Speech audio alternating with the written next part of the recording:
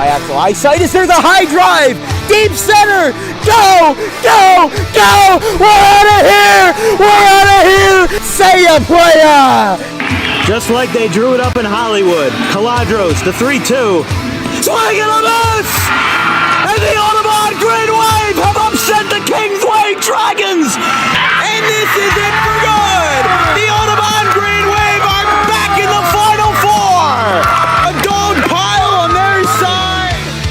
All right, ladies and gentlemen, welcome to DW Broadcasting's coverage of men's varsity. From our entire crew, we'll see you tomorrow. Have a good one, folks.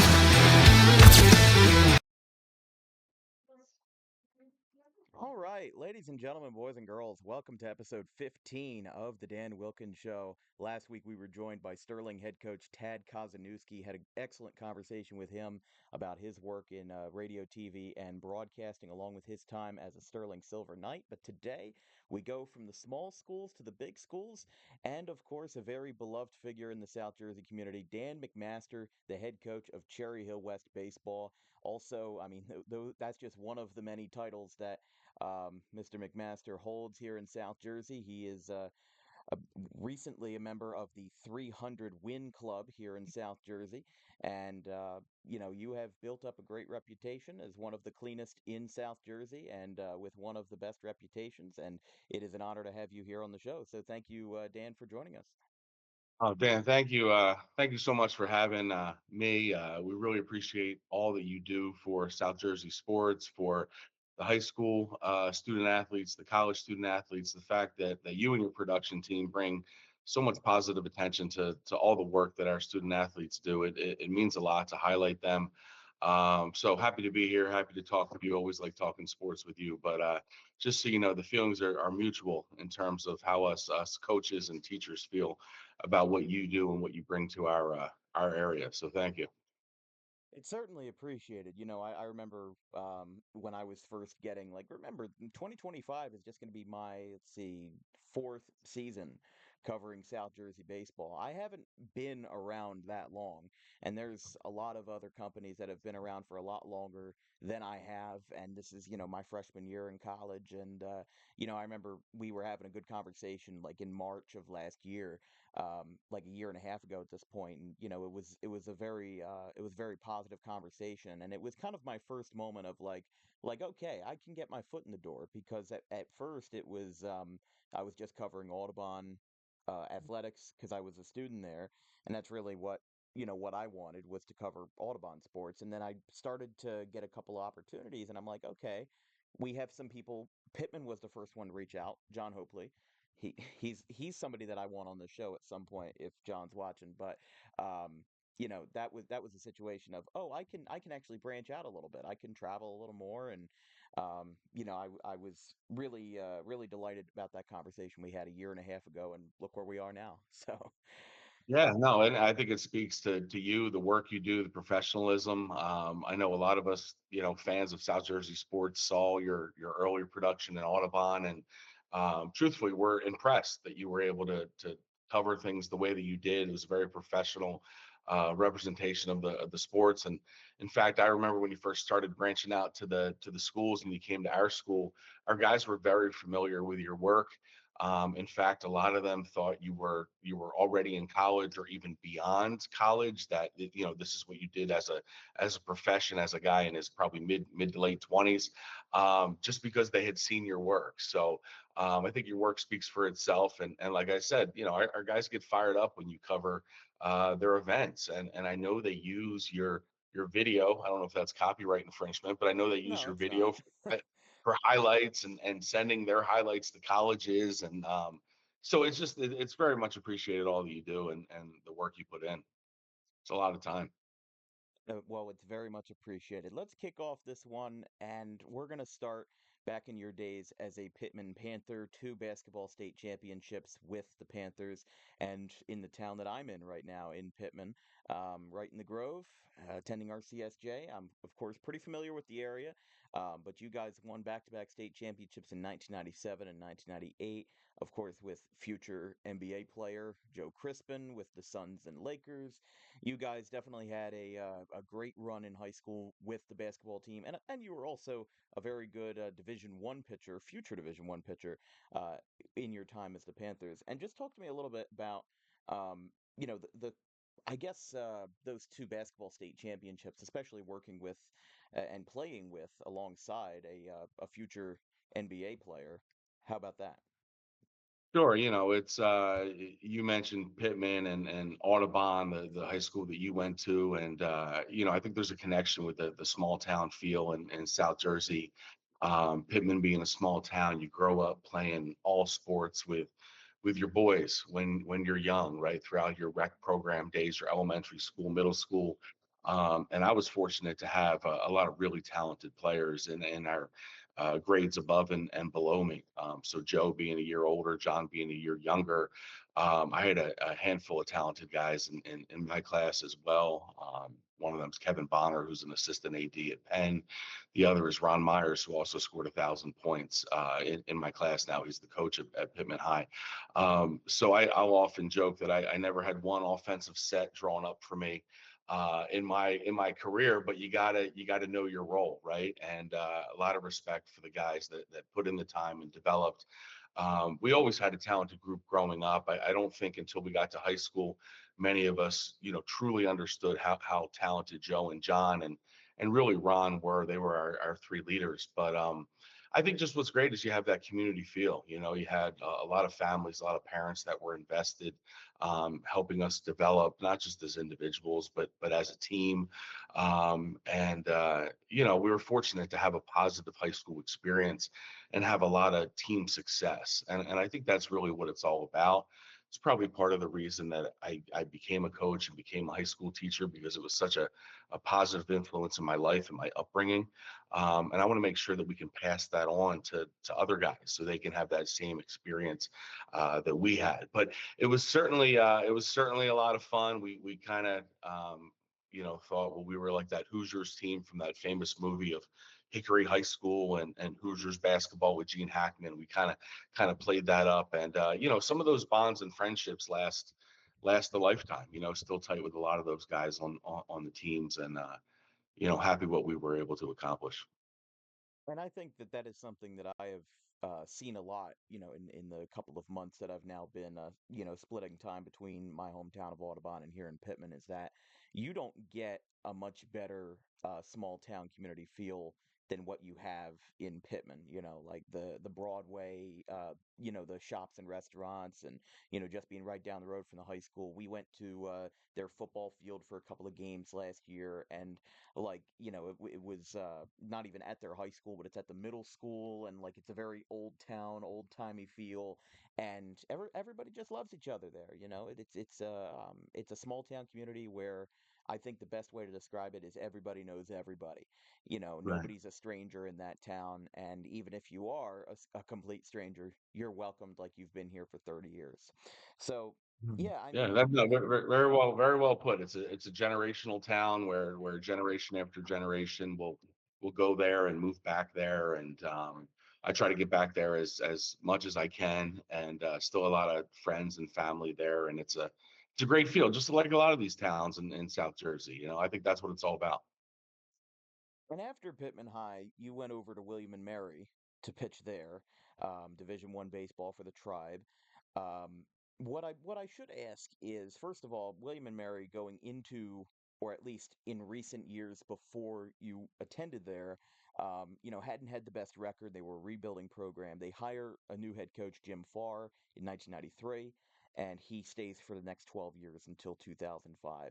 So I guess the first question I should ask about the Tribe and William and Mary is your experience playing there, but also I think something that should be highlighted a little bit is how the recruiting has changed from 20-ish years ago to how it is now. Because at least in my experience, in the limited sample size I've seen of recruiting, it feels a lot different. So what about Yeah, that it's wow. experience? That's a great question. It's really changed. I'm 44 now, so it's changed quite a bit during that time. But even in the 15 plus years that I've been coaching high school at West, it's changed. And by that, I think you're hitting on the showcases that are available, the video that's out there, how deep and in depth the recruiting is. Um, they'll find you, right? If you're talented in this day and age in 2024, they're going to find you. And I know that I had some real talented guys early in my coaching career at West. You had to really kind of beat down the bushes to get the college coaches out and get the necessary exposure for these guys. So I think it's one benefit that we have today in 2024, that the coaches are going to find the talent. For me personally, I've told this story to my guys before that things are going to happen when it's meant to happen. I went to a workout for an underclass games. I think it was called the Garden State Game. I'm sorry, Garden State Games back in the day. Was fortunate enough to make the team. Ended up playing a doubleheader at Rutgers University. This was my senior year, just before my senior year of high school. And it's funny how things work out. I had a real good game one, real good game two, and a scout from the Rays came up. I guess it was the Devil Rays at the time, and I didn't have the tools to get drafted out of high school. Right, everyone kind of tells those stories of how good they were back in the day or whatever, right? But I don't think I had the tools to get drafted. It wasn't fast enough.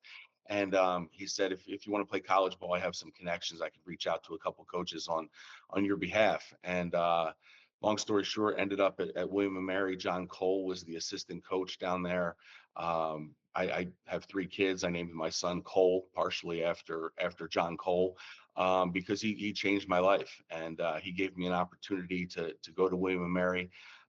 It's funny you mentioned Coach Farr, who was an outstanding coach, but also Marlon Eikenberry, who's now the coach at James Madison, Brian Wheeler, who's now the assistant at Penn State, and John Cole actually came up to South Jersey, coached at Rowan for a number of years, and then was at Penn. So from a baseball standpoint, I had a great deal of influence from three assistant coaches who went on to become head coaches. But to your point, back in the day, sometimes you got one shot, you played one or two good games, and maybe a scout or a coach is does something on your behalf to give you a chance to get your foot in the door at a school. So it's a little bit of a lucky break, to be seen the right day by the right guy. And I just try to tell my guys that it's a roller coaster, the recruiting process. I think a lot of us coaches do everything we can to get our guys seen, to give them advice, to help them reach out to colleges on their behalf, to help them with the video, the transcript. We do everything we can to get their foot in the door and try to help them, because frankly, that's what people did for us. So if I didn't have the coaches that got me on the Garden State games, and scout Treen at the time for the Rays, like, who knows, my life, my story would be different. So we just tell our high school guys, keep plugging away, and what's meant to be is meant to be. That's a very good story about John Cole and naming your son after him. And I think that that shows, just how much one baseball coach or one person in general can change somebody's life. And that's always a positive story to tell. And I think one of the interesting things about what you said about recruiting was that you had to catch a couple of lucky breaks. You had a couple of good days at a couple of showcases. And like you said, the Garden State games. I always wonder sometimes when I see these major league superstars, I think, how many of these could have been, but back, like, if I watch old games from like the 80s or 90s, I sometimes ask myself, how many others could there have been if they were just swinging the bat right or throwing the ball the right way on the right day? And that's the thing that's the what if factor that either gets not entirely eliminated, because that what if factor is still there when prospects flame out, and whether it's injuries or poor work ethic. There's a lot of different extracurricular kind of things that go along with that. But when it comes to what recruiting is today, like in a couple of weeks, I'm planning on, or at least trying to get Angel Rodriguez on the show. He is the head softball coach at Salem Community College. And one of the things that I love about his roster is that he has players from all over the place. Arizona, Wow. Texas, somebody from Omaha is their number three hitter. And they had Wow. one of their starting catcher for about half of the season was actually from Pretoria, South Africa. believe it or not. I I could not believe that. But that's the thing about recruiting today is that it's more you come to the coaches instead of the coaches come to you, and that creates a lot of opportunities for success for the players. No, very well said. I'm sure a lot of these players, high school players today, take ownership of their recruiting process. We talk about handle business in the classroom, right? If you have good grades, good character, you can put yourself in position to go to a school that is outstanding academically. So you can open up some of your own doors and take some of your own, own accountability for that. And we see our guys doing that. So that's impressive the college coaches is reaching out and the branches of recruiting goes to that far. That's impressive. And Angel and his Mighty Oaks won 30 games last year, so I would say that strategy is working. So after you graduated from William and Mary, um, and around this time, I guess you wanted to get interested in coaching because you started out as a assistant at Cherry Hill East for 6 years. What drew you into high school coaching after your time was up with William and Mary? So the side story to that, and I've shared this with my players in terms of things having a way of working out, is I actually got hurt at William and Mary, was not able to finish my career at college playing, and was in a pretty tough spot, probably physically, emotionally. I was fortunate; I had a great family support and friends and teammates, and my then girlfriend, who's now my wife, she's been stuck with me for 25 years now. And they said, well, even when I was in college and I couldn't play anymore, they said, well, there's an opening at Walsingham Academy, which is a small private school in Williamsburg. So at the age of 20, 21, I interviewed to become a head coach at Walsingham. Somehow got the job, and it was my first opportunity into coaching. And I coached down at Walsingham for 3 years. Absolutely loved it. So I was 21 years old, 22, 23, and my players were just a couple years younger than me. And loved the game of baseball, and it just it got me. It got me hooked. And that if I couldn't play anymore, this was an avenue that I could still have that competitive edge, could give back, could try to, teach the next generation and start to kind of pay it forward a little bit. And, with the opportunities to coach at the high school, you could also tutor, you could substitute teach. And ultimately, I came back to South Jersey, couple years after at Walsingham once I graduated from William and Mary, and was fortunate to get a job teaching and coaching in Cherry Hill, as you said. Was hired under Dave Martin at Cherry Hill East. Worked for Barth and the Hit Doctor, just trying to constantly learn. So served under Dave Martin for 3 years. He retired. Eric Radbill became the head coach at East, outstanding coach for Cherry Hill East High School, and I worked under him for 3 years. So that was kind of the path, right? Like it's hard to connect the dots looking forward, but tried to take a setback where I was hoping to play baseball for much longer than I did, but had a good support system in there and kind of found the next chapter of my life, so to speak. So that's how it all worked with me coming home and coaching and teaching high school. So one of my favorite stories, or at least one of the most compelling stories that I stumbled across while doing research before this episode, was the 2019 article written by Josh Friedman, who is still doing journalism, but for a different kind of he's not in sports journalism anymore, unfortunately, but um, talking about the Cherry Hill West job and the career day that changed a lot of things in your life, including with professional organizations. So, um, I read all about this story. It's an excellent story and it is an excellent interview. But for the viewers at home, I'm going to ask that you just retell that story about the middle school career day and how that changed not only your career at West, but your career more broadly. Yeah, thank you. I mean, Friedman does a great job. I've stayed in touch with him, and again, you talk about the men that are involved in South Jersey sports, telling the story of our athletes and teachers and coaches, and it was very kind of him to kind of highlight a little bit of background. Yeah, teaching in middle school in Cherry Hill, we had a career day, and the Phillies director of amateur scouting, Rob Holliday, came into the school to give a talk, and was fortunate that I ended up in his classroom. I don't remember if he was supposed to come into my classroom, or I think I maybe swapped rooms with a science teacher so I could listen to Rob Holliday.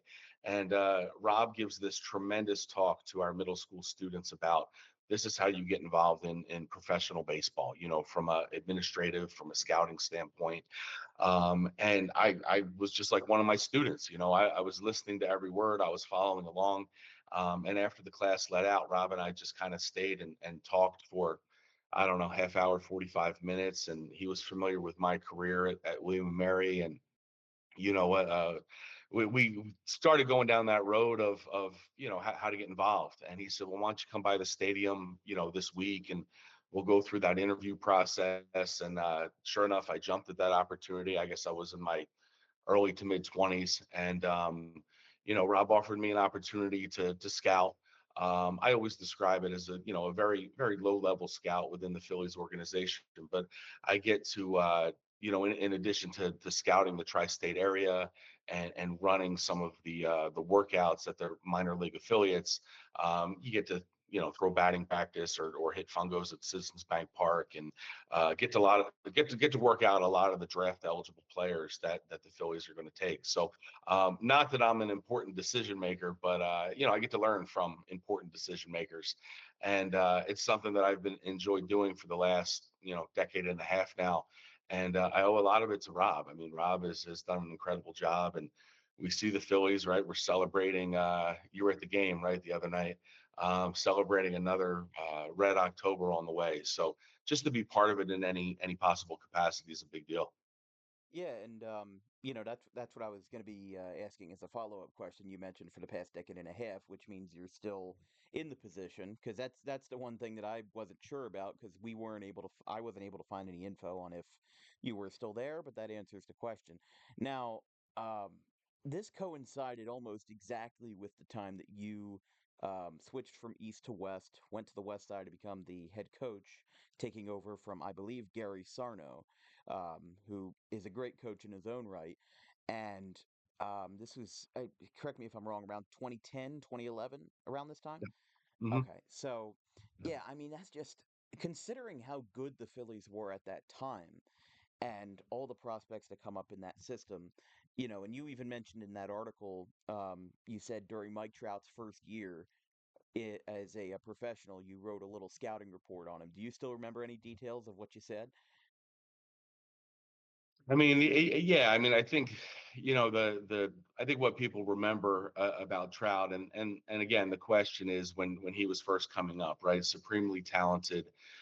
We knew as South Jersey and South Jersey coaches what he had the potential to do. I don't know if anyone realized to this magnitude and this quickly. Um, but I think to that end, the tri-state area is so rich with talent.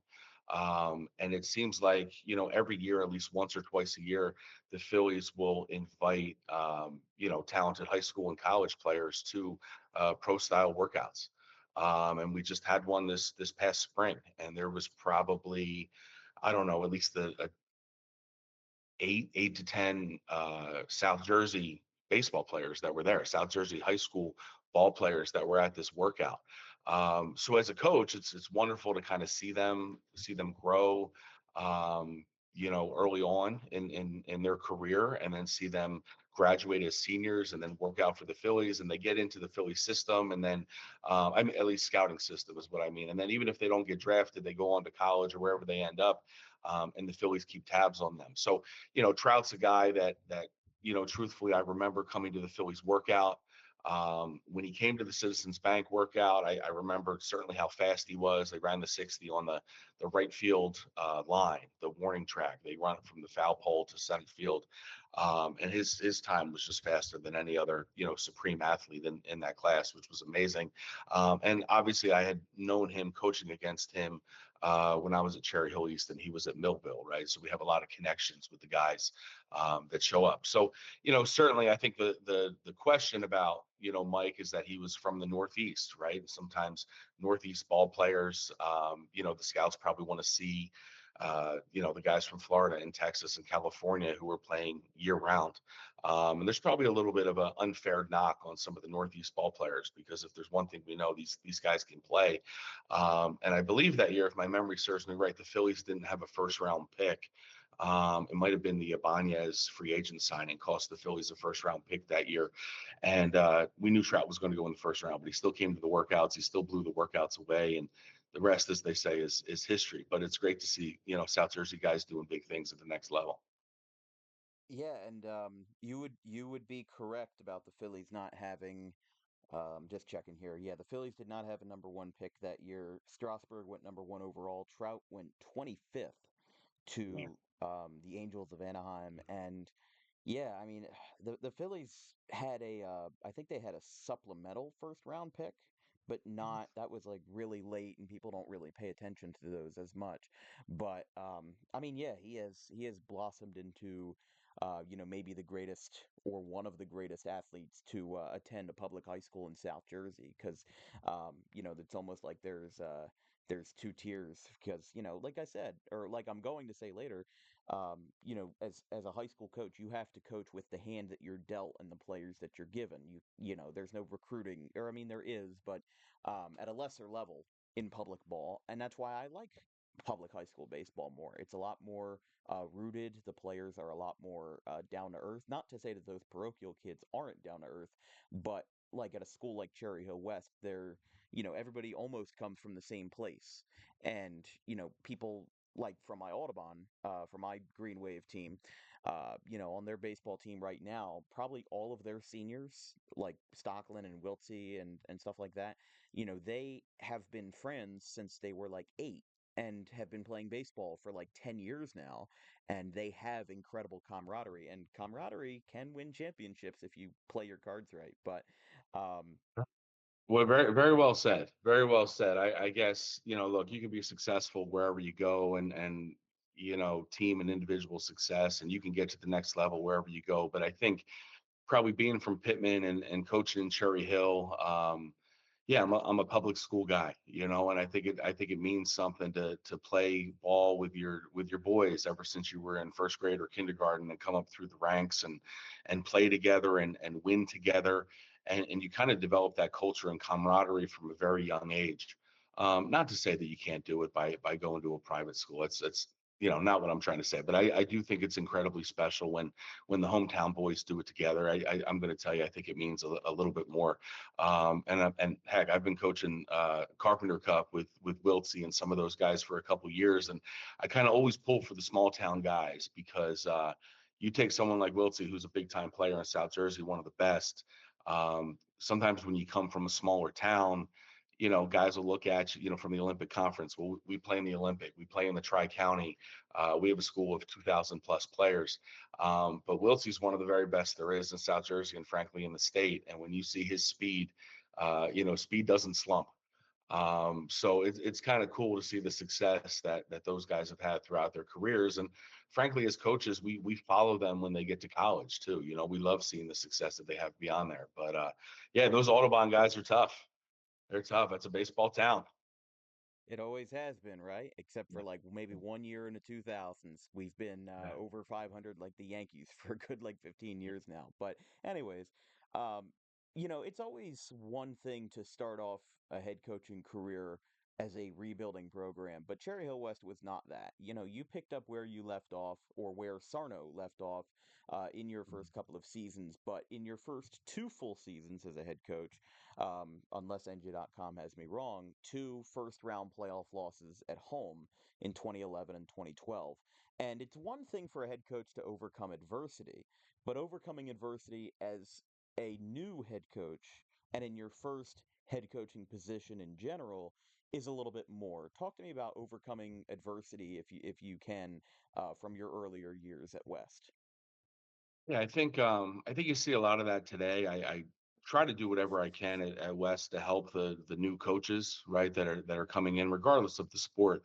There's a lot of pressure on coaches. I think especially young coaches. We put pressure on ourselves, but there's also a lot of pressure from the community. I know it's a high school job, it's not a professional coaching job, but there's expectations that the school has, the community has, the parents and the players have. So when I go back and look at some of our experiences, I remember trying to think of the process and the losses. Now you're bringing up the losses early in the playoff. It's hard to get there, right? It's hard to build. So I remember my first year. Um, there's things that I probably would have done differently, truthfully. Played a lot of young players because I thought that they were the most talented players. And I was confident in my convictions. But I think I needed to do a better job of building relationships and relating to some of the seniors that had been there, communicating more openly with the seniors and the parents, um, trying to put myself in their shoes and treat every player as if it was my own son or if it was my experience. So I know that that first year or two, we had a very young team. I think we were better for it in the long haul. But we certainly took some lumps as a younger team. When you play in the Olympic Conference, you're not always going to have a sterling record, but hopefully you're battle tested as you go. I also remember probably one of the earlier tougher losses of my career. We advanced pretty far in the diamond. And then that was when the diamond butted up right against the public school playoffs. And we ended up losing in the diamond. And then the next day we had to come out and play a playoff game. And we could not get off the mat. So I'm certainly happy that the diamond format is different. Um, but at the end of the day, I think you do the best you can. As a coach, you work as hard as you possibly can. You give the guys every opportunity to be successful, and that way, if you come up short, you're not wondering what if I could have done more, what if I could have worked harder. As long as you leave it all out there and you do the best you possibly can, um, you're going to let the chips fall where they may, and it's high school baseball, and it doesn't always work out. But the other thing I'll tell you that I've been blessed by is having a very supportive administration, from an athletic director to a principal to a superintendent, because again, not always easy being a coach, and very high expectations. But if you have administration that constantly supports you, and trust the process, so to speak, you're going to be able to figure it out. You're going to get better. You're going to get better at program development, but it takes time. And sometimes some of those failures, if you will are a great teacher. Experience is a great teacher, and you could bounce back. Um, but yeah, I think that is something that takes a lot of confidence to say, and I don't know if everybody has the kind of guts to say in my first couple of years, you know, I didn't make the right decisions or I could have done better. And I'm sure that there's a lot that do, but I know that there's certainly some who, are a little bit stauncher on on their opinions. So I like the fact that you're building on the fact that you weren't perfect in the beginning of your head coaching tenure, and you made a couple of you were strong about your convictions, as you said, but it ended up not working out in the right way, and you had to rebuild, or not rebuild exactly, but you had to kind of reset your thinking and go in a different direction. But that's something that I think doesn't get a lot of credit, is the administration that is involved in building up these programs, and the booster clubs and everybody that helps the program run, because it's not just you. There's a whole group of people who help put the players on the field every day. The ADs, the trainers, the assistant coaches, and everybody else. I think that's something that a lot of people forget, is like, especially with the Phillies. If something goes wrong, people might blame Rob Thompson, or if something goes right, they might talk about the players. Well, think about the assistant coaches. Think about how many people are in that dugout. I was in Philly last night, and I counted. There were maybe 40 to 50 people in that Phillies dugout, and not all of them are players. You've got your assistant coaches, you've got your strength and conditioning people, you've got your trainers.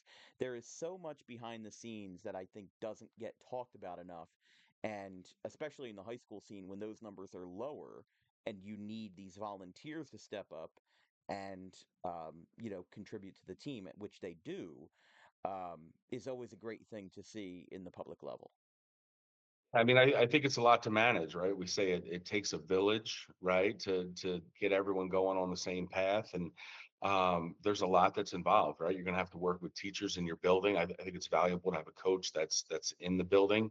So you're going to have to work with teachers in the building, with guidance counselors to make sure you guys are eligible and on top of things from an academic and a discipline standpoint. You got to be on the same page with your AD. You hope you have a supportive athletic director. There's times that you might have to have meetings with administration, or there's times where, frankly, parents might want to have a conversation. Usually it's about playing time, which are tough conversations, especially for young coaches to have. So there's a lot that goes into it. And again, I think I'm going to tell you the strength of any program is their assistant coaches and the assistant coaching staff. And I think I have the best, assistant staff, and I'm sure a lot of coaches will say the same thing, but I have 4 or 5 head coaches on my staff, which makes my job a lot easier. And the last thing I would say, to the point that you made, like, I just think that we're always learning, that so as a husband, right? I've been married for 20 years. I'm still learning to be a better husband, right? My oldest is a junior at Haddonfield, right? So I've been a parent for 16 years, but I'm still learning every day. So there's times that even though, I worked my tail off as a teacher and as a coach for 20 some years, part of me wants to go back to those first students I had and almost apologize. Like, look, I was doing the best I can, but it took me a while to learn and to not perfect it, because, we're always kind of chasing that perfection. But for the student athletes that we've worked with, like, you're learning every year, and experience is a great teacher. And I think the longer you coach and you teach, the better you get. You just hope that you have administration that gets it and supports you in doing so. And I've always been very fortunate, ended up in Cherry Hill to have that support. So yeah, great. No, great points by you with it takes a village.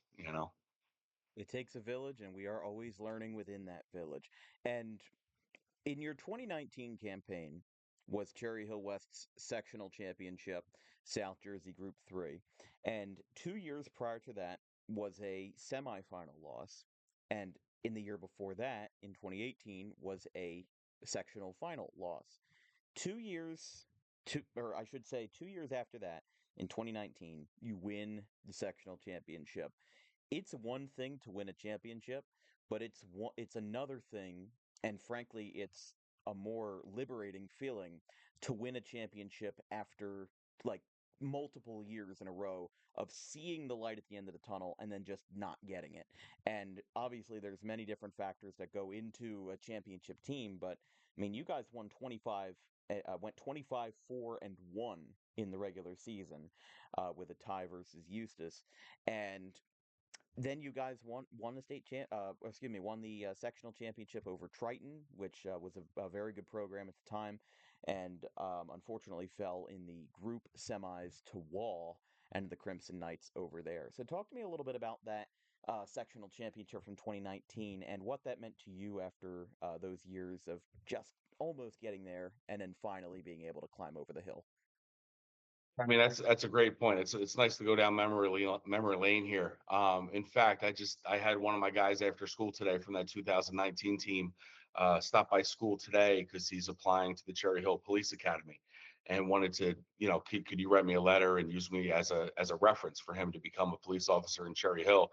So I got to catch up with one of my boys, Ryan West, one of my all-time favorite guys, came by Cherry Hill West today. We got to talk about it, relive some of these memories. Um, I think what you're talking about is it's a building process, right? And I think what's really tough about baseball, unlike some of the other high school sports, is your team is totally different based on the quality of your pitching on that given day. So there's probably more upsets in baseball playoffs, right? You see 16 seeds winning, high seeds getting knocked off all the time. And I usually kind of say that our season is not going to be defined by one game, right? I have a lot of respect for the 2 to 3 months of proving how good of a team you are. Someone might catch us and beat us on a given day, but let's look at the full body of work. So when you're talking about, building up to that, right? Like, I feel like we didn't skip any steps. And as hard as those first couple years were, where we were trying to win, I remember, and I apologize, I don't know what year, but I remember our first home playoff win. I don't know if it was in 13 or 14, but it was a 10th inning walk off with my guy Kyle Bordner, who's now on our coaching staff. Kyle Bordner was a catcher. It was against the Toms River East team, and Coach Frank's Tom Rivers East team, and it was in the 10th inning. Brad Machinsky, who was also on our coaching staff, pitched at Rowan, pitched 10 innings. You think he had 95 pitches, pitched 10 innings, and we won in the bottom of the 10th on a walk-off. And it was just a weight came off our shoulders when we won that game. And I remember our administration staff was there. My principal, Dr. Malash, was there. And not to digress, I apologize, but it was a building to that, right? So we were learning how to do that. You referenced how we lost in 2018. So proud of that 2018 squad. We had some tremendous seniors like Jack Owens and Nick DeVitro and Seguris and guys that it was a little unexpected that we made that run in 2018. We lost to Seneca and Nick Decker. Nick Decker made a couple $1 million the next week when the Red Sox drafted him in the second round. Very So true. I think we ended up losing 5-0 in 2018, and I think it was nothing through four. And we had beat Decker a couple times previously in his career, but he came out and he was throwing, 3-2 sliders with the bases loaded in the second and third inning, and I knew we were going to be in trouble. So sometimes, the better team or the better talent just gets you. But I think what that did, and I thank those seniors even to this day, is they taught us how to win. They taught us how to get there. They taught us how to build. And as that 2019 team came around, the guys just delivered. We were a complete team. We went away to Virginia Beach. Um, we took care of a team in Maryland down in Virginia Beach, and their coaching staff and fans said that we were the best high school team that they ever saw play. Now, I wouldn't go that far, but we were 14-0, number one in South Jersey, and we just had a loaded lineup, right? So as a coach, I love the development of those guys. We had a really strong senior and junior class, which I think is similar to the 2024 team of last year. We also had the pitcher of the year in Eli Attia on the 2019 team, and the player of the year in Scotty Shaw, who hit a clutch home run late in that final at Triton to win the game. So, as good of coaches as we all think we are, you gotta have some horses. You gotta have some guys. So that 2019 team, as Ryan West and I were talking about it today, I love those guys because I still remember Ryan actually caught that final out in left field. And, just that feeling of joy, the feeling of relief, the feeling of getting to the mountaintop and winning some hardware. There's so many good programs and players and incredible coaches in South Jersey that never get to experience that. And there's nothing better than seeing your guys celebrate, right? Nothing better than seeing your guys celebrate on the field because you know that I mean, we work with a lot of those guys, not just since they were freshmen, but many of those guys since they were 8 and 9 years old.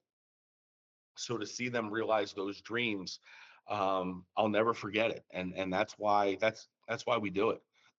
But I appreciate you bringing up 2019. That was a good year. It was a good time.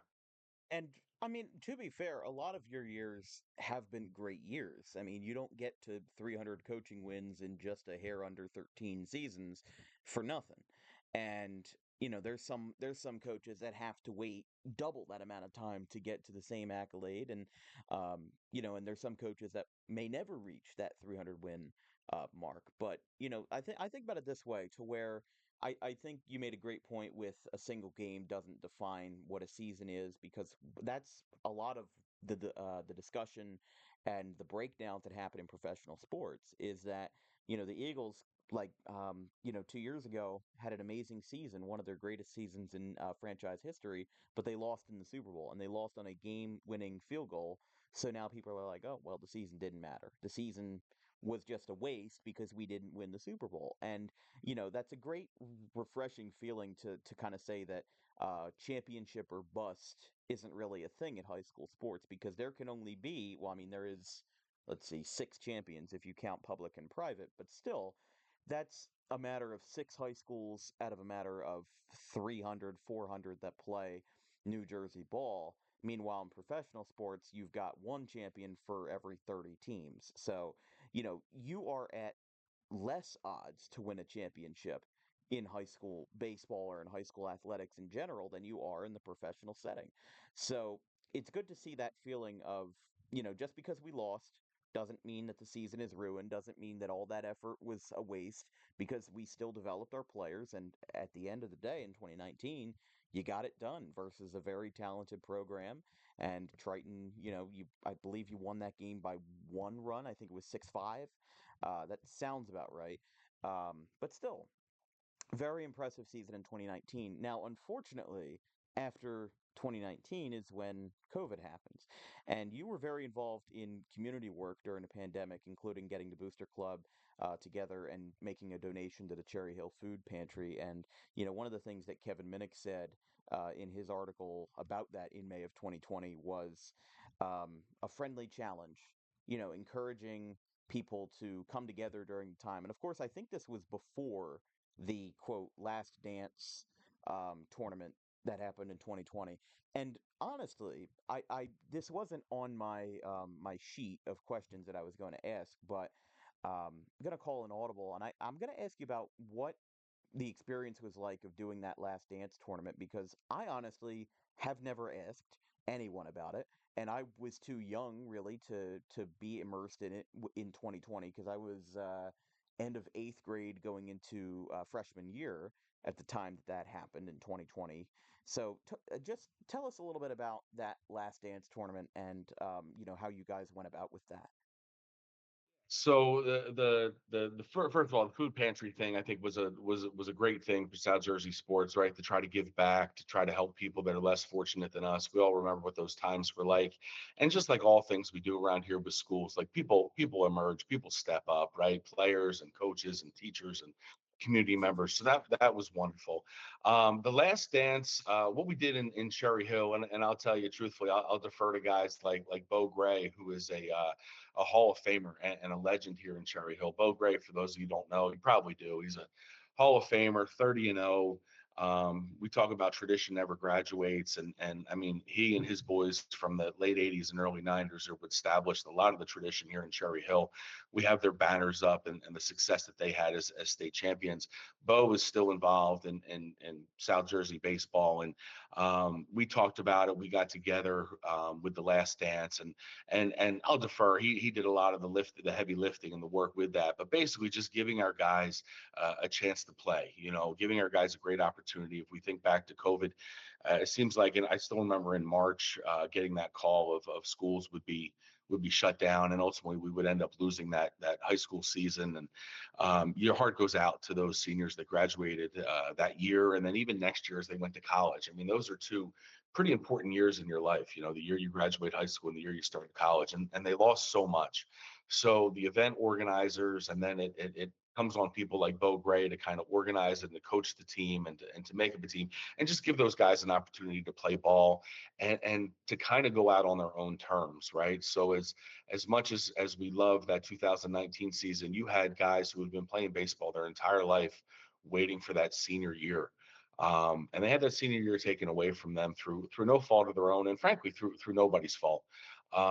But so to be able to kind of do that last dance and see the success that it had throughout New Jersey, I think we're all going to have a special place in our heart for the guys that not only played in it, but the coaches that organized it.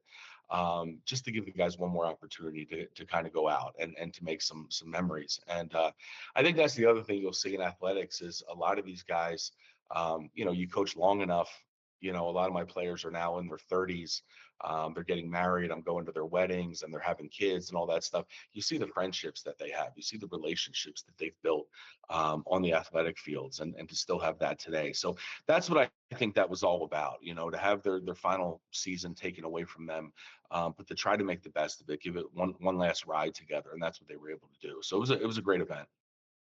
And that's something, like I said, that was kind of before my You're a young time. guy, huh? You're a young guy then. Yeah, I mean, I'm still young now, let's not get it Yeah. twisted, but Yeah. comparatively, let's say. But Right. I mean, that's the thing, is that I didn't start broadcasting until 2021 at the start of my sophomore year, because my freshman year I was all virtual, didn't step into my high school for a single second in 2020 to 2021. So, I didn't make the connection with the athletic director, Tony Carbone, or Rich Horan, or anybody really, except for The funny thing, and I don't tell this story too much, but the way I started broadcasting was, there was a classmate of mine who was a soccer player for the men's soccer team for Audubon, and the head coach happened to be my school counselor, Mike Tomasetti, or as they call T-Set. And he just got his 200th win last week, and he's been coaching, I think, since '05, '06. But anyways, yeah, he's right up there with like Darren Huck and Woodstown and stuff like that. But anyways, um, he, this player asked me at one point. He says, you know, do you want to live stream a couple of our soccer games? Because I had been doing stuff for like Pee Wee football, and that thing at the I had been working for the Oakland Cougars at the time, and I would get like a gift card here and there as a thank you because I was still too young to be on like any kind of salary. Um, so yeah, and that's how that started. Our first ever YouTube stream was a 6-0 soccer game in October of 21, and I wouldn't say the rest is history, but the rest is right in front of us, right? So, um, yeah, Huh. that's how it all got That's a started. great story. Wow, you've come interesting. And It's in funny how about things 3 work out, years, right? Opportunities that end up leading to maybe so much more than you anticipated. But that's a good story. I mean, it's kind of comparable to what you said about, the middle school and the career day that led to you getting that scouting job with Philadelphia, and just you happened to be in the same room in the same building as somebody who ended up being a great connection to you for the next 15 years, and it's something that you don't forget is that sometimes the right things fall into place on the right day and it changes your trajectory for a long, long time. But Right. um, Well said. yeah, Well, it's something crazy. But going into a little bit of more recent history in the past 2 years, um, you know, 2023, uh, a really devastating semifinal loss to Delsey in the Diamond Classic. And then you kind of got, I wouldn't say revenge because it is a mutual kind of intensity, I guess you could say. Couldn't find the right word for that. But in 2024, you come back and get a couple of upsets along the way, including Gloucester Catholic, and get yourself in the finals with Delsey at Alcyon Park, the field that you called home with your time as a Panther. Talk to me about that experience of being able to play in the final against a team and beating the team that beat you in the prior season. I mean, I think that was certainly one of the highlights of our season. I think for all the talk about the different schools and the different rivalries, like we have a lot of respect for all these teams, right? All these top teams in South Jersey and top teams in the state. So, as much as we respect these teams, we kind of focus on ourselves and think, hey, we're gonna play our best game, right? So at least for me personally, and let's keep in mind, I didn't have any hits, I didn't strike anyone out, I didn't make any plays, but for me personally, it's about us playing our best game. The fact that we made it to the Final Four the year before, I thought was a tremendous accomplishment. Delsey got us the year before. In terms of 2024, I think a lot of players in our program would, that Diamond Classic final was a big deal winning that game. But I'm going to tell you that game at Gloucester Catholic before that, like that was a game. And if you ask some of our players and some of our coaches, I'm not sure which one stands out more. Obviously, you got hardware in the Diamond Final, but I know how proud the guys were to go to Gloucester Catholic, to go to that environment against one of the top pitchers in the state, top pitchers in the country, and win that game 2-0. I thought that was a tremendous, tremendous win for us. It wasn't an upset in our mind. We expected to win because we had a tough team that was battle tested and confident in our abilities. To your point about going back to Pitman, I'm going to tell you it's probably one of, if not the most memorable games that we were fortunate to win in my career. So I certainly wouldn't minimize that. But in terms of the opponent, I mean, Delsey had an unbelievable season, and we have an unbelievable amount of respect for them. And I think that's what makes the Diamond so tough to win because you got to play well and you got to find a way to win 5 games.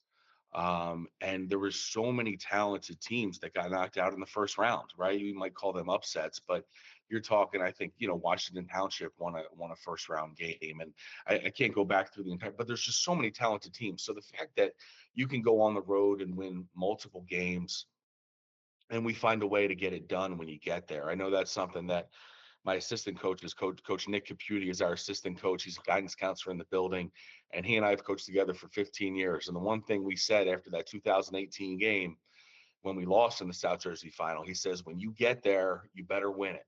It's so hard to get to the top of the mountaintop. You better win it when you get there. So I think for us, it wasn't so much about Delsey as it was, we got to the diamond final. I don't know how many people believed that we could get there. I think we believed, we hoped. I told stories about how I got to go to the diamond games when I was a little guy with my dad, and I would watch Pitman High School play. That was the glory days of Pitman High in the early 90s. So when I first started coaching, one of my dreams was to qualify for the diamond one year. Like I wanted to coach one game in the Diamond Classic at some point in my life. And we've made it, I think, 10 out of the last 11 years. Like I couldn't be more thrilled. And you talked about the good teams we had. Yeah, we have good players. Cherry Hill is a very talented baseball town. And I have hard-nosed, gritty, talented guys. If I was in another town, I'm not so sure we would have the same opportunities that we have. So to bring it around full circle, the fact that it was at Pitman, the fact that it was at Alcyon Park, it just seemed like the stars kind of aligned for us, and the guys were able to deliver. And again, so hard to get there. When you get there, you got to finish the deal. And we had a talented team with an absolute monster on the mound, and we were able to finish the deal. And it's something I'm always going to remember. Hugging my son, the bat boy, after the game, my wife and daughters and mom in the stands, and again, you see the guys celebrating. There's nothing better than seeing your guys celebrate. So it was incredibly meaningful, to us and our guys. And I think what's the famous line? You walk together forever. You win the championship and you walk together forever. So I hope I stay close to these players for 10, 15, 20, the rest of their lives. But it's something we're always going to remember. And I'm appreciative of everything, all the opportunities we've had. And you mentioned your family being in the grandstands for that moment and just being able to appreciate the glory of what it is to win a title like that. And I just remember the day that the Diamond Classic final was. I was doing a different game. I think I was either at Clearview or I might have been back at Audubon. I'm not exactly sure on the date, but um I just remember the game started maybe a couple minutes late, umpires were late, team was traveling, whatever, and the game started around 4:15. And I check in around the 6th inning and I'm kind of, keeping my eyes on the field, but also like looking down at my phone and looking at the live stream from Right. BFA of the Diamond Classic, and I just see everybody lined up against the fence, like trying to see through the black panels of the outfield wall, and just nothing but standing room. People are lined up on the walkway at Alcyon Park in the little thing that I take almost every day, to get some steps in. That place was packed, and that's probably one of the fullest that stadium is ever going to be, and it's such a picturesque ballpark, and it's added on to it by and it's made even more picturesque by how many people were there that night, and it was such a beautiful scene to see, and especially for you guys to win, such a feel good moment for you, especially winning on the field that was your old stomping grounds.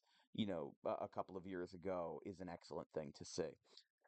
Yeah, Um, I mean, Pittman just had they do it right. The directors of the park are guys I used to play basketball with back in the day. It's a first class park, first class event. We talked about playing basketball back in the day. I mean, I think it's hard to replicate a packed basketball gym in the wintertime. That atmosphere. And I know high school baseball is a little bit different, but these Diamond Classic games, these state finals, South Jersey final games, I mean, thousands of people there gives you just that atmosphere is tremendous. I mean, who wouldn't want to play meaningful games? When we talk about pressure is a privilege, pressure is a privilege. So you want to play in those meaningful games. You want to play in front of a packed house. If you had a below 500 record or you don't qualify or advance in tournaments, and a couple people come see your game, it might be a little bit more relaxed. There might be a little bit less pressure, but that's not what it's about. You play the games to play in front of the crowd and win with your boys. And Pitman just does a tremendous job, and the Diamond Classic Committee did a tremendous job at organizing that event, and I'll always be grateful for both. Yeah, the Millward family and everybody who's in charge of the Alcyon Park. I mean, they do an excellent job there. I remember we were doing earlier this summer a summer league baseball championship for the Tri County League, which has a couple of Cherry Hill West guys in there. Couldn't tell you the names off the top of my head, but I remember this season there were a couple of West guys there. But it was Alcyon Park. It was. I think game one of the championship had been rained out. It was pouring buckets. We set up the equipment and then we had to shut it all down. Game gets canceled before a pitch is even thrown. We got to go back to our car and attack it tomorrow. And Mm, then, um, so the next day, because I was staying here at the time where I'm at in Pittman, and I go put my headphones in and I go take a walk around the park at like 10 in the morning. And I see a group of like 7 or 8 grounds crew people just digging away at this field, drying up the dirt so that you can play, draining all the puddles and all the water that happened because this was like, this was almost like a tropical depression kind of kind of rainfall. It was monumentous rainfall. And yeah. this is early in the morning, next day, getting ready for a game that night. These guys were tirelessly working to get that field ready, and I don't think there's a lot of fields that are that are as well maintained as Alcyon is, and that's why it's a hub for so many great events in South Jersey, whether it's the Diamond or the Summer League or the Joe Lang, any other event. I mean, they do an excellent job down there. They take pride in their work, and take pride in the town. And you mentioned, like Johnny Millward was one of my little league coaches, right? Close friends with my uncle. He's one of my little league coaches. Andy Fox, I think, is the director down there in Pitman now. He was on my little league team and a sharpshooter on my high school basketball team. So people in Pitman, they say everyone likes Pitman, and those are the people that stay home and make the town what it is, and that's why it was so special, and that's why it's a special place. That's why the phrase "everybody likes Pittman" is on all the water towers out here. So, That's right. more broadly, we were talking about the Diamond Classic and how it's changed over the years. You were talking a couple of questions back about how at one point the Diamond Classic was lined up right with the public tournament, and you had to play a Diamond Classic game, and then 24 hours later you had to suit up for a playoff game. Let me ask you a quick question about the expansion of the Diamond Classic because they were at, I think a couple of years ago they were at like 12 or 16 teams. Now it's up to, I think it's 32, because we had some big upsets as you said. Washington Township beat St. Augustine. I think that score was like 17-5 or something like that. It was nuts. I remember watching the game from the Hermits broadcast feed. And along with that, I think Lenape beat Mainland, and there were a couple other big upsets that wouldn't have been possible, or at least would have been heavily different if the tournament had not been expanded. So, what are your thoughts on the Diamond Classic being more inclusive instead of exclusive in recent years? Yeah, I think that's been a hot topic of conversation the last couple of years. I sit on the committee for the Diamond Classic committee, and then the South Jersey baseball coaches do a real good job of coming together and organizing and coming up with suggestions. Guys like Coach Tropiano, Mark over at Cherokee, Billy Kern at Mainland, Alvaro, like a lot of the guys have been doing this for quite some time. And yeah, I think initially there were 16 teams, and there were 10 automatic bids and 6 at larges. And then it was kind of predetermined, who would play who. Then we went to a seeding. So I think a couple years ago, I think in 2019 actually was the first year that they actually seeded the tournament 1 to 16. Before 2019, they didn't seed the tournament. It was just, hey, whoever the rep is from the Olympic National is going to play the number 3 at large, and they would kind of rotate them around. So I liked that we started seeding in 2019 because it I don't know, saves some of the bigger matchups for later on in the tournament. And then I think the idea of expansion, I think 2 years ago we went from 16 to 24.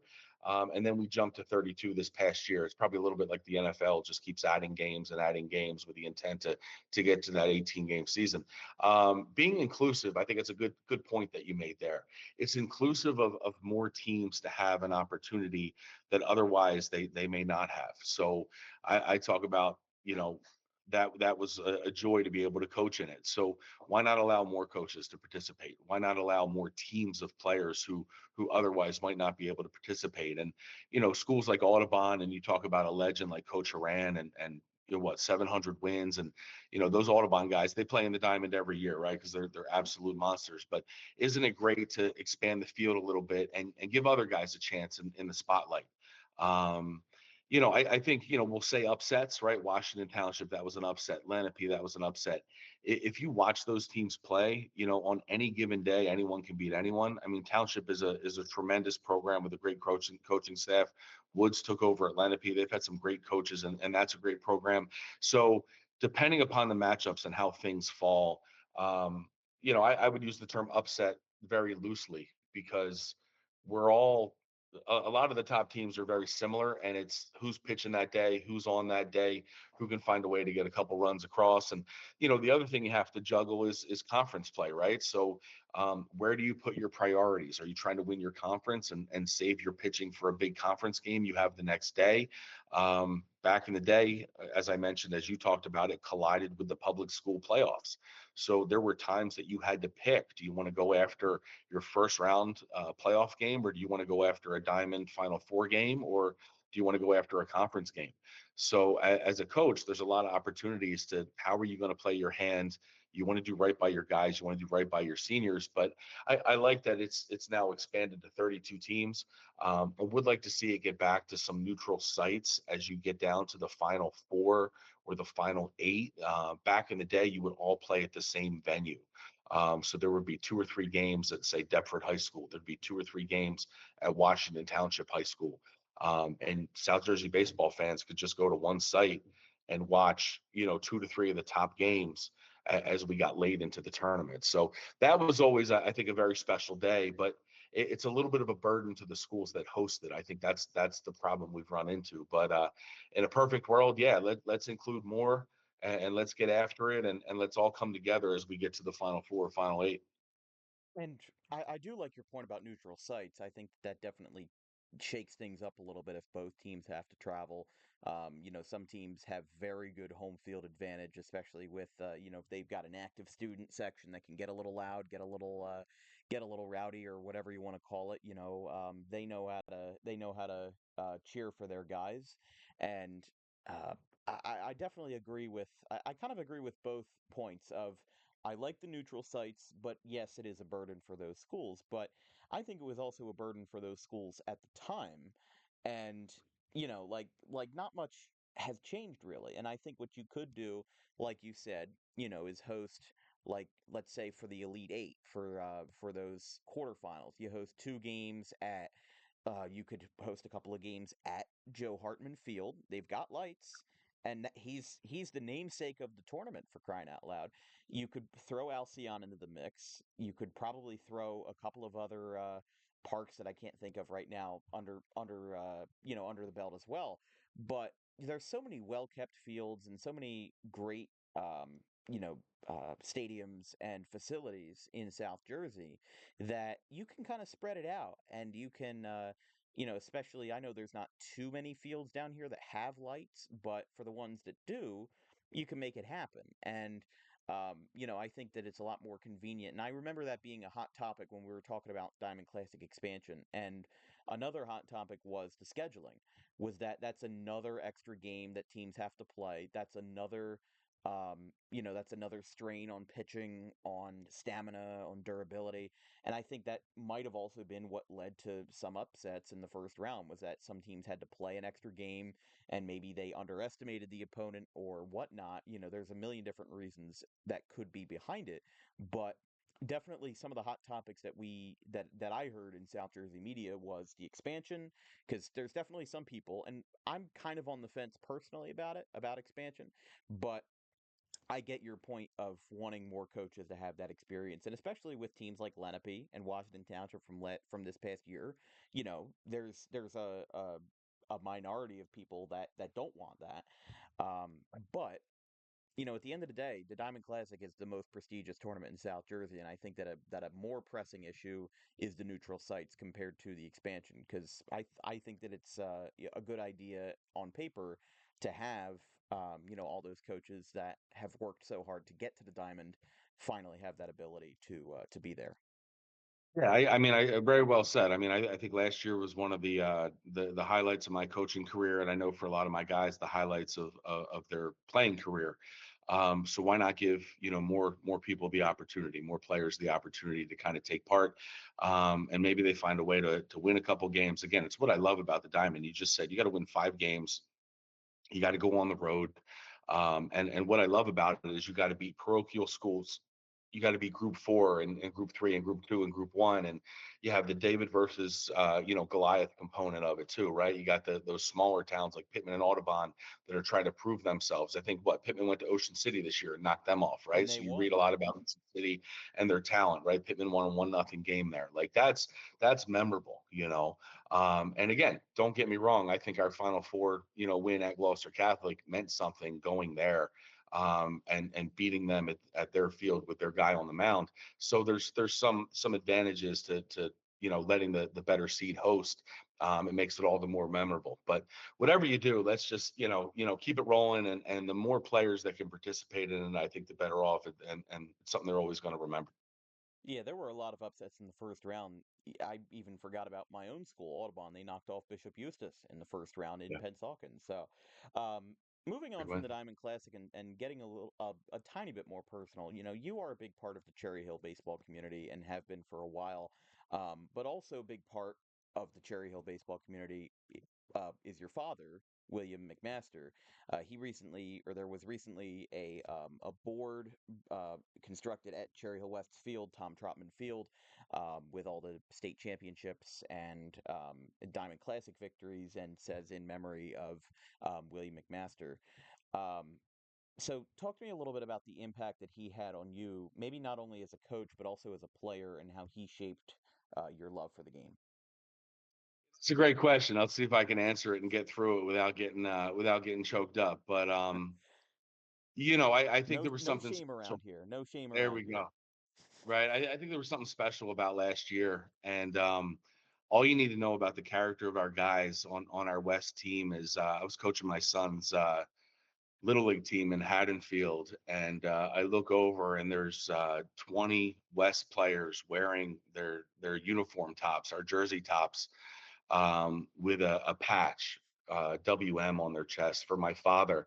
And they showed up at my son's game with the new patch that they put on. I didn't even know they were doing it. I don't even know if you're allowed to do it. Somehow, a lot of our team moms and dads organized it and sewed the patches on. I think this is when they also dyed their hair blonde. And there was just something special about these guys. In fact, they all took a bus to my dad's funeral this winter. They came down to Pitman and they took a bus down there, and it seems like they've always had my back. And a lot of times you think that coaches have this great impact on our players, but it turns out that the players and their families have just as great, if not more, of an impact on us. So I felt like my dad was there all year. We have a bench out in Alcyon Park, up in the upper right field corner that's in honor of my dad, who was Little League president. I know my son and I, along with my parents, went to that Diamond final the year prior, the GC Delsey final. And we were sitting out there in right field, and my son and my parents are like, "We got to get back here. We got to find a way." And in a sense, my dad was back there with us. So I think that I was fortunate to have a great childhood. Still very close with my mom. See her quite a bit. She comes up and came to a majority of our games, and comes to. I have 3 children. My mom's up all the time going to my children's games as well. But I think anyone who's lost a parent, it hurts and it stays with you for forever, and it's hard to get over. But the alternative is what, that I wasn't as close to my dad, that like I don't want it to hurt any less than it does, because we had a great relationship together and a great bond. And a lot of it was through sports. It was much more than just sports, but a lot of it is through sports. So I know why it hurts as bad as it does. It's because I cared about him so much. And we did so much together. So I try to pass that on. The lessons that I've learned from him, I try to pass that on to my players. I really try to look at each one of my guys as if they were my own son, and to do right by them. And I try to do everything I can for my own son, just like my dad did for me. So I feel like I was blessed, that he was in my life and that my mom is still in my life. And we always talk about family first. Family has to come first in all things that you do. And Yeah, so it was a great experience. And to your point, we just had an overwhelming number of donations, on behalf of my father and in his name, and we were able to get that scoreboard done and get the champions board done of all the past champions here at West. So I think it's something that's going to stand for quite some time. So in a sense, he'll always be looking over us at the trot. So good memories.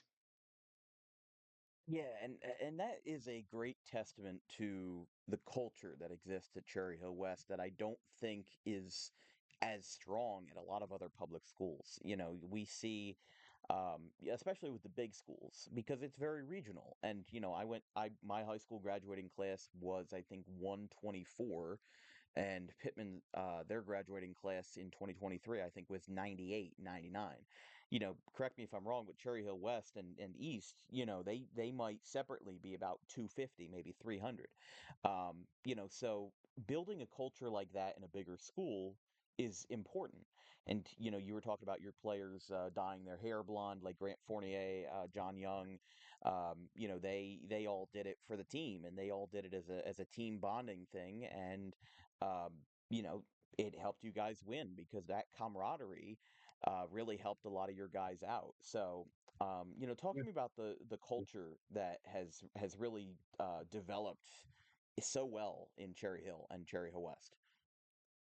I mean, I think the culture is a reflection of the talented players, and that they're playing for one another. And we have great families that are always supportive and have been supportive. We got guys that grew up playing. I think there's 4 little leagues in Cherry Hill, and we have open enrollment, so you can go to East or West, wherever you live in Cherry Hill. And our guys will still talk about the Mayor's Cup, which I think is the winner of each little league in Cherry Hill plays each other in a Final Four. So our guys who are 17, 18 years old still talk about their little league experiences, still talk about the teams that they're on, the success that they had against each other. And that's hard to replicate, right? You can't just build that in a year or two. So I think it starts at a young age. It starts with going to school together, playing with one another.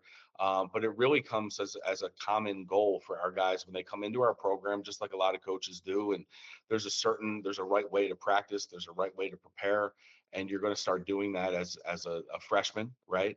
And the talented guys that we had in this senior class that just graduated, we remind our freshmen and sophomores that they were not those seniors 2 3 years ago, right? They had to grow and develop and build into that. And we're real big believers that you got to learn how to win together. So hope that you can win at the freshman level, learn how to win together at the JV level, and then come do it up at the top. But I just think it's setting high expectations for your guys, but then they're going to hold each other accountable, right? The best teams are led, by the players leading it with in the coach's vision, and that's what we've been fortunate to have: talented guys that buy in.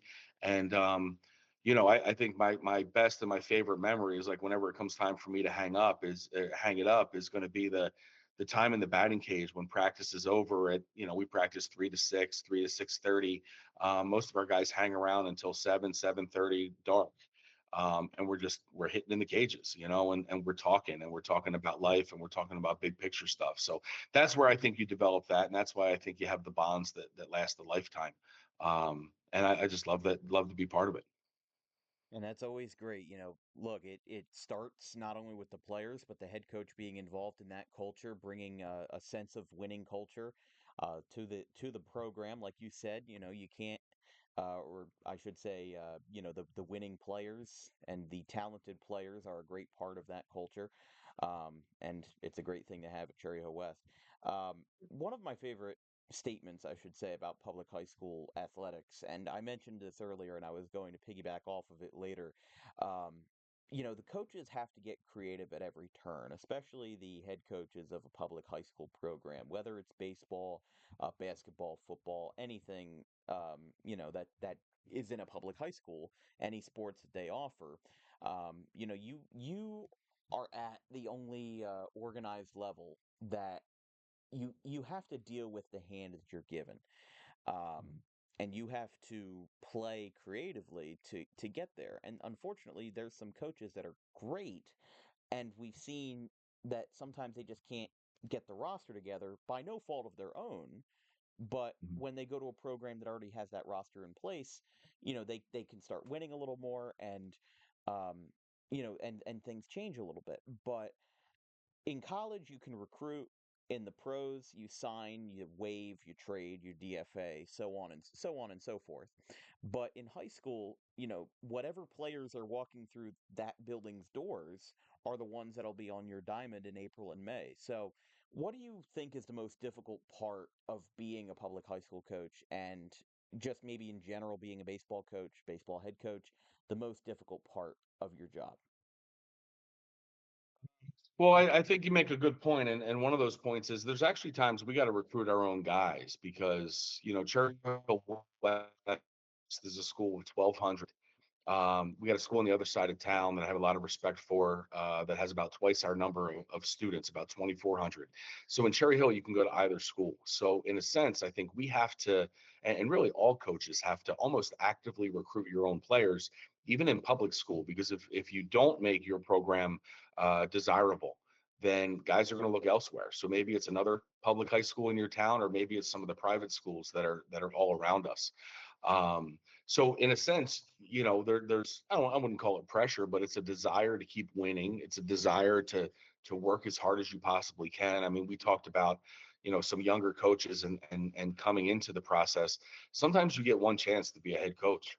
And there's a lot of coaches, a lot of good coaches that I've worked with and even played under, that their chance was only a couple years, 2, 3, 4 years, and if administration wasn't happy, they moved on from them. So yeah, I think you got to be able to recruit your own players. I think you got to be able to relate to your guys. I think you got to be able to build relationships with your guys.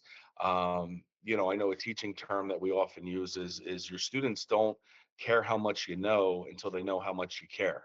Right. So you got to be able to show how much you care about your guys. And you do that, I think, through your work ethic and your planning, and you do everything you possibly can. So I think one of the hardest things is that if you're going to go all in as a coach, you got to have a supportive family, a supportive wife and children that understand there's a lot of sacrifice, that people in your life are willing to accept about you. And then it's just the time, and the energy and the commitment. And I would say if you don't love it, it's not for you. You have to love it to be able to contribute the amount of time that we do, in order to have the success that we have. So it's a labor of love, and I've been fortunate that I have a lot of coaches on our staff that absolutely love the game, and have players that love the game, because you're not going to put in all that time and all that extra work. Now there's off-season training and lifting and everything that goes into that. Like you gotta love the game. And I've been blessed to work in a town where families and players love the game. That's something that I never really considered, was the fact that you have to recruit your own players, because you've got a couple of options. You've got West and you've got East, and as you said, there's the private schools that could pull those players away. So, um, it was never really a passing thought that, oh yeah, it's not just these players that are coming into West; it's the players that you want to go to West. Um, and I honestly thought it was, at least at least the way it was in my town was, if you lived on a certain side of the railroad tracks, that your elementary school was different. Like if you lived on the west side of the elementary tracks, on the railroad tracks, you would go to a certain elementary school. If you lived on the other side, you would go to that. I always thought it was the same with West and East with their high schools. If you lived down this certain line to the left, you went to West. If you went to the east, it was East. But I guess it's different. But I mean, you guys have a big program, and you guys have a lot of students that you have to connect with to build up your program. Yeah, and the hope is that you eventually, it kind of recruits itself if you do things the right way. I mean, we got a guy, AJ Wright, one of the best players to come through South Jersey in the state. He's playing for the Ottawa Titans right now in the Frontier League. He's an East Side guy. Scotty Shaw, who hit our home run in 2019, he's an East Side guy. John Stankiewicz, who's pitching Double A for the Twins right now, he's an East Side guy. So you just want to be able to do things the right way, run the program the right way, continue to have success. Frankly, you're still going to lose guys to some of the private schools, but that's why it's so special when guys choose to stay home.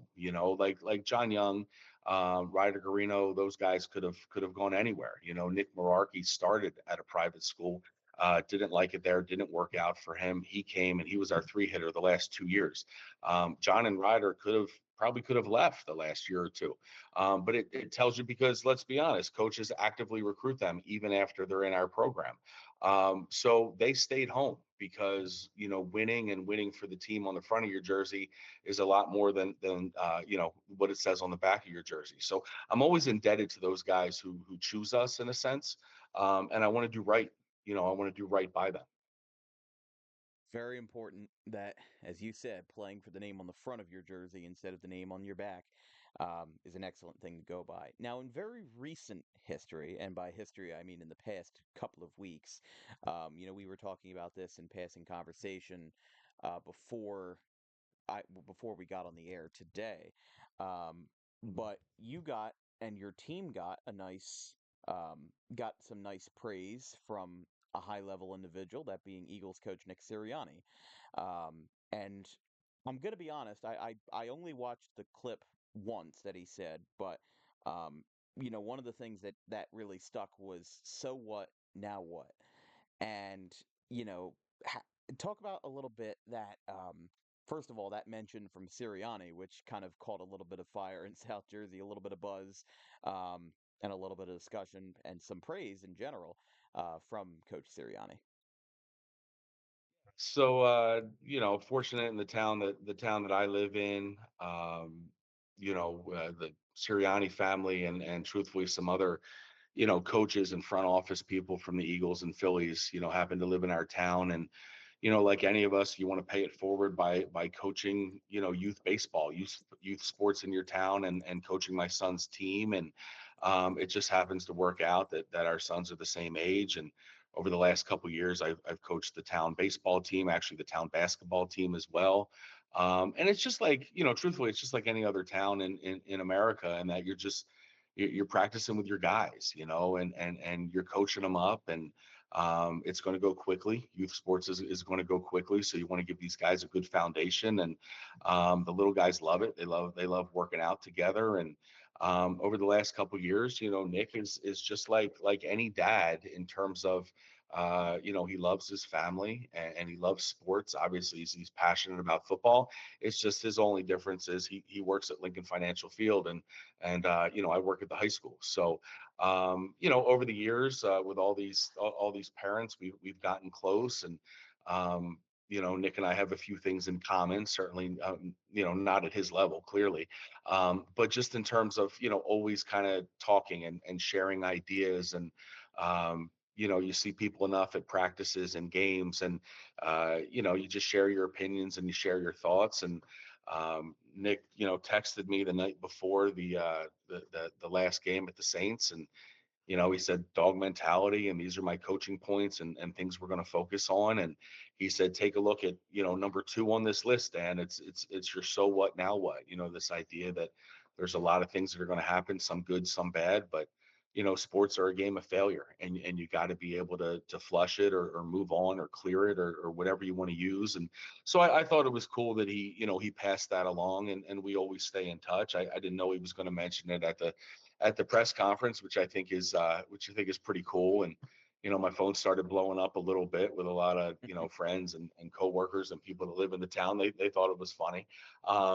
So yeah, I mean, I think it's a great story. I think it's a funny story. I was laughing the next day on Sports Talk Radio. They were talking about, wait a second, isn't Nick's son 9 years old? And So wait, is he talking about his little league coach? Why is he listening to his little league coach? So I thought it was funny. I caught some strays the next day, but it was entertaining. And I just think, hey, I know Nick's my guy, but he's got a great record, right? He's 38-21, great winning percentage. Obviously, I'm an Eagles guy. I'm a Sirianni guy, and they won at New Orleans, one of the top teams in the NFC. They shut them down, and we had what, multiple injuries to two wideouts, two offensive linemen. We find a way to win, and yeah, so whatever it takes. But I thought that was a great win, and it's cool that he mentioned it. Yeah, and you mentioned the fact that catching some strays on sports talk radio about, why is Sirianni listening to his little league coach. I always thought that was funny. Me and Tad Kozanowski last week, the Sterling head coach, he was our previous guest on this show, and we Right. talked a decent amount about sports radio and how it's become very negative over the years. Even if you're a winning team, they'll focus on the negatives in a win compared to the positives in a loss. And I think you mentioned that greatly with, your playoff shortcomings in 2017 and 2018 was that the loss did not define the season. And, even though you didn't get the hardware or the accolades that you wanted, you still built up the great culture, and, that's something to always be proud of. Yeah, no, no, very, very well said. And whatever sport you're playing or really in life, right? We're all going to have setbacks. And for baseball, it's very easy because you might make an error or a base running mistake, or you might strike out looking, or there might be a bad pitch call. But like if you're more worried about what just happened, right? You're not able to focus on what's going on in the future. So I think you can apply that to a lot of events in life and a lot of aspects of life. And I just think it's kind of what I try to live by. It's what I try to instill in my high school players and my little league guys. And I think whatever works. And I think sometimes you got to be careful of what you hear in the media. Certainly not you, because you go digging for the truth, and you tell the stories. But there's a lot of instances for Nick, and like I said, I not to speak for him, but he's passionate about family, passionate about the game of football. He goes to a lot of our games, and I've never seen him say no to signing autographs or taking pictures. He'll always do whatever he can for people. He's very kind. He's very generous. When we have our field gets rained out, he'll take us to the NovaCare Center, and we can work out there. And I remember this summer or last year, maybe it was after the Seattle game. They were talking, oh, is there friction between Nick and AJ? And I almost laughed to myself because AJ Brown will come to our little league games, and he'll be there, right? One of the best wide receivers in the NFL is hanging out watching a 9U little league baseball game, and he does it not because he's trying to watch 9U baseball, because sometimes 9U baseball can be tough. He's doing it because he cares about Nick, and he has that relationship with Nick. So that's one of the things. A lot of people could say a lot of things, but I think he's a program builder. I think he's a culture developer. And how many Pro Bowl wideouts are going to their head coach's son's 9U baseball game. I think it says a lot about Nick as a person. It says a lot about AJ too. But there's a bunch of stories behind the scenes that we don't always pull back the curtain. But really good dude, really passionate guy in what he does, and we're pulling for him. That's always great to hear. So, the closing question, it's not much of a question, it's more open ended, but this is how we've ended our podcasts, even in our first iteration, all the way back in 2020 and 2021 when we were all locked in our houses. But what I like to close with is a very open ended story, whether it's from your time scouting the Phillies, your assistant coaching experience at East, your head coaching job at West, even if it's from Pitman High or William and Mary, any point in your career from beginning to end, one favorite story that you like to tell, whether it gives us a laugh or a lesson, we love to hear it. Your favorite story. Um, I'll give you one and a half real quick. My high school basketball coach Craig Harper has passed away, and he was such a great influence in my life, and he always talked about heart wins. Heart wins in basketball, and heart wins in life. And I feel like I model a lot of my coaching, philosophy and strategies from, sure, my past college and high school baseball coaches, my dad and Craig Harper. And I think he was instrumental in my life and doing things. So that stands out in terms of my coaching, and kind of what I believe in and kind of where I'm at right now. One of my more preferred or favorite coaching stories, and there was an article written about this, that when we went down to Millville to play Mike Trout when I was assistant to Cherry Hill East, we went into the game saying that Trout isn't going to beat us. No matter what happens, Mike Trout is, heck, as good as he is right now. He's one of the best players in Major League Baseball. Imagine him in high school, right? He was an absolute monster. Long story short, we had the bases loaded late in the game. I think we were up a run maybe, and Trout comes to the plate. Turned to my guy Eric Radbill, who was the East coach, and we said, "Well, we're going to walk him. We're going to put him on."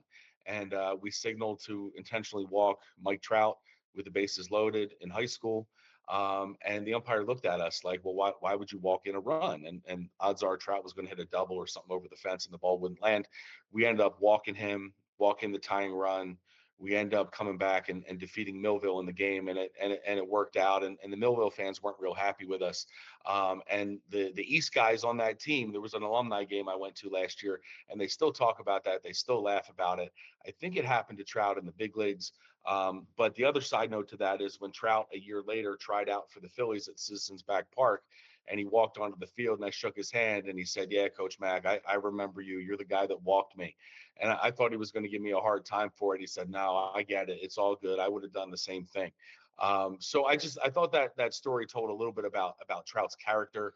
It's an interesting story. I don't know if we've ever walked anyone else with the bases loaded in my 20 some years of coaching.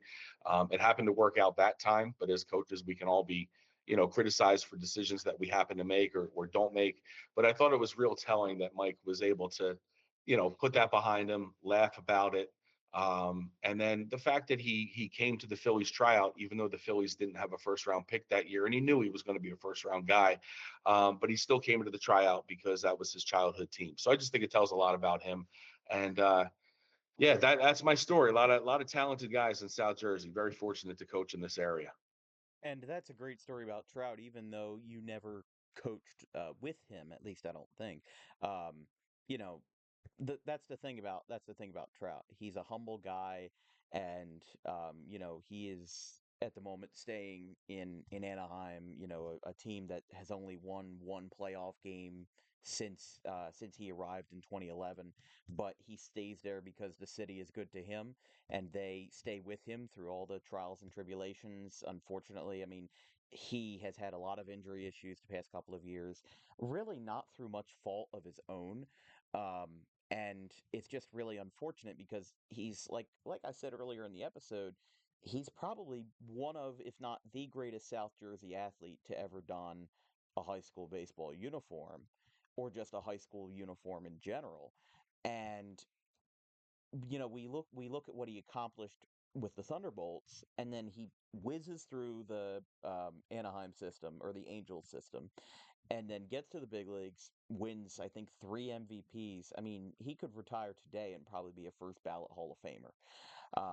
With what he's done, and it's incredible the fact that he can both be an incredible superstar with generational talent and also be a humble family man who is committed to the people that gave him that opportunity in the first place. Very well said, and it's a great story. I think we're all cheering for him. We want him to be healthy. We want him to finish his career strong. We'd love to see him at Citizens Bank Park, right? But just wishing for him for the best of health. And the other thing that he does is he gives guys in South Jersey hope. Davis Schneider gives guys in South Jersey hope. Davis Schneider was an absolute monster at Eastern High. We all know his story, that he was a mid to late round draft pick, believed in himself, passed on college, and he went all the way through the system and made it. So these guys that are success stories, supremely talented, but obviously the work ethic and the character is off the charts. They give the current South Jersey athletes and ball players hope.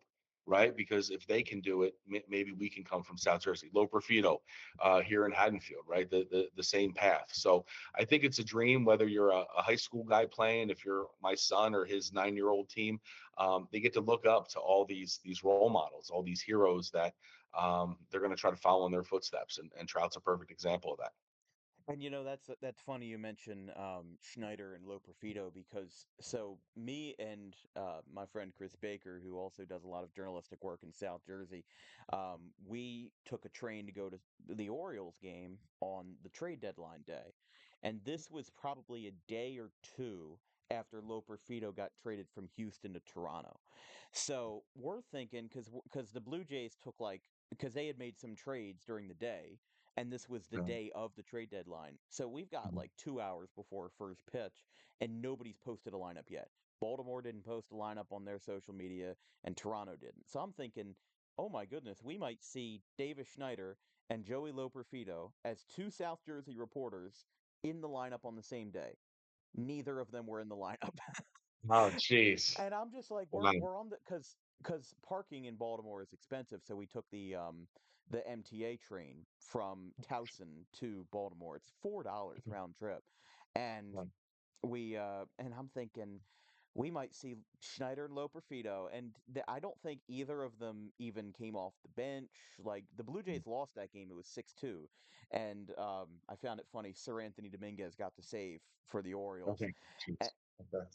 And I'm just thinking, what timeline do I live in where we could see two South Jersey players and we see none of them, and then a former Philly gets the save for Mhm. Baltimore? But Mhm. yeah, Sorry. Yeah. Interesting. Yeah, good story. But yeah, we wish them well, and they hopefully they keep rolling, keep living the dream. absolutely. And that, as you said, that gives hope to the South Jersey athletes, especially those from smaller schools. I know Trout Right. was at the juggernaut that is Millville, with their great program over there, and Schneider also coming from Eastern. Loperfido is a bit of a different story, at least just because Haddonfield is a Group Two, Yeah. and like we don't see too many Group One or Group Two guys, at least in the national spotlight. A guy like Loperfido, even a Group Two, I would say is still relatively small for Jersey standards because Group Four is basically the Wild West. You could barely meet the margins, or you could just skyrocket through them. So that's the thing that I say about South Jersey brackets is that Group One and Group Four are the broadest of those groups because Group One could be a school like Pitman, where your graduating class is under 100, and then you have, I mean, it's an oxymoron, but like a larger Group One that's like an Audubon or a Collingswood or a Sterling that's bouncing back and forth between Groups One and Two. Right. And it's funny you bring that up. I often talk to our guys about, in the Olympic conference, Cherry Hill West, we have 1,200 students, but all of our crossover games in conference against Cherokee, against Eastern, against Lenape, they have about double our enrollment, right? So we're at about 1,200, they're at about 2,400. So all those crossover games, I don't know how many schools end up in conference crossing over against schools with, 1,200 more students, double their enrollment.